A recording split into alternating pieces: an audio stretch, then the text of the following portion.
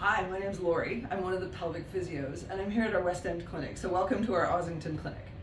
I wanted to talk about possible causes of groin pain after surgeries, especially minor surgeries in the groin. It can include a vasectomy, inguinal hernia surgery repair, sometimes an abdominal muscle pull.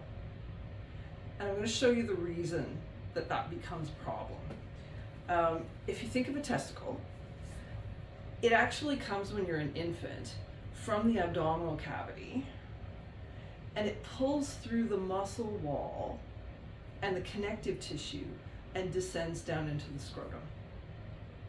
And so that muscle is continuous with the abdominal wall. It also, of course, has its blood supply. So it takes the blood supply with it, and that's also part of what's wrapped into the connective tissue from the abdominal wall. When that's cut through, there's a little bit of scar tissue that's formed, or some other kind of injury. But consider that there's a lot of blood supply to a testicle. So you need arteries, veins, spermatic cord, the spermatic ducts that are part of the cord, but also the nerve. And so the connective tissue around it, as it heals, becomes a little bit tightened.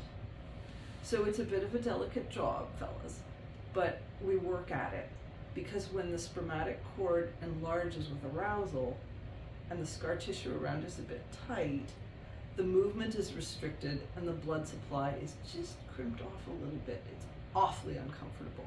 So fellas will typically come in complaining that arousal hurts, and often it's spoiling their fun completely. So if you've had surgery, if this kind of thing is happening to you, come on in and talk to a pelvic physio, because we can work on the connective tissue.